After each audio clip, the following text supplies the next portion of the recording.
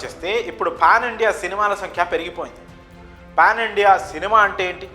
దేశంలో ఉన్న అన్ని ప్రధాన భాషల్లో సినిమాను రిలీజ్ చేయడమేనా అంటే అస్సలు కానే కాదు. దానికి తగ్గినట్లు అన్ని రాష్ట్రాల్లో సినిమాను ప్రమోట్ చేయాలి కూడా. అప్పుడే సినిమాలో ఉన్న కంటెంట్ ఏంటో ప్రేక్షకులు అర్థం చేసుకొని థియేటర్స్ వైపు అడుగులు వేస్తూ ఉంటారు. ఇప్పుడు పుష్ప 2 విషయంలో బన్నీ ప్రమోషన్స్లో పాన్ ఇండియా ట్రెండ్ సెట్టర్గా నిలుస్తున్నాడు.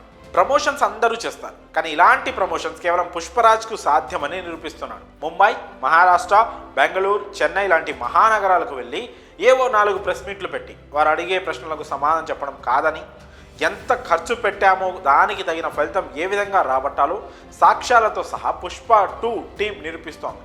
ఎప్పుడైతే ట్రైలర్ లాంచ్ను బీహార్ లాంటి ప్లేస్లో అరేంజ్ చేశారు, అప్పుడే పుష్ప వేసిన మొదటి అడుగు బ్రహ్మాండంగా పేలింది.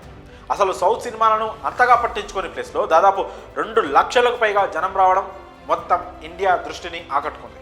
దాని తర్వాత చెన్నై, కొచ్చి ఈవెంట్లు మరో బ్లాక్ బాస్టర్లుగా నిలిచాయి. తెలుగువారికి బన్నీ మీద ఎనలేని అభిమానం, సినిమాలంటే పిచ్చి ప్రేమ ఉంటాయి కాబట్టి ఇక్కడ అంతమంది జనం వచ్చినా కూడా అది మామూలు విషయంలానే అనిపిస్తూ ఉంటుంది. కానీ అసలు తెలుగు సినిమా మీద అంత హైప్ లేని ప్లేస్లో అంతమంది జనం రావడం అక్కడ మీడియాకు సైతం ఆశ్చర్యాన్ని కలిగించిన విషయం. ఈ లెక్కన అక్కడ ఓపెనింగ్స్ గురించి అసలు ఆలోచించాల్సిన అవసరం లేదు. ఎందుకంటే ఒక్క ఈవెంట్కి ఈ రేంజ్లో జనం వస్తున్నారంటే ఇక మూవీ రిలీజ్ రోజు ఎంతమంది వస్తారో అందరూ ఊహించవచ్చు. ఇక తెలుగు స్టేట్స్లో ఈవెంట్స్ గురించి మాత్రం టాక్ నడుస్తోంది, కానీ క్లారిటీ రాలేదు. ఇతర స్టేట్స్లోనే ఇలా ఉంటే ఇక్కడ ఈవెంట్స్ మోత మోగిపోవాల్సింది. ఎప్పుడెప్పుడు ఈ న్యూస్ బయటకు వస్తుందా అని అంతా ఎదురు చూస్తున్నారు. మరోవైపు సుకుమార్ మూవీ అవుట్పుట్ను కూడా ఇచ్చేశారు.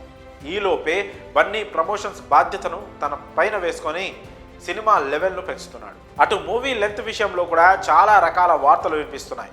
మొత్తం మీద సినిమాకు రావాల్సిన హైప్ కంటే కూడా ఒకంత ఎక్కువ హైపే వచ్చేసింది. ఇక రిజల్ట్ ఎలాంటి విధ్వంసాన్ని సృష్టిస్తుందో చూడడమే లేట్. మరి ఈ అప్డేట్పై మీ అభిప్రాయాలను కామెంట్స్ రూపంలో తెలియజేయండి.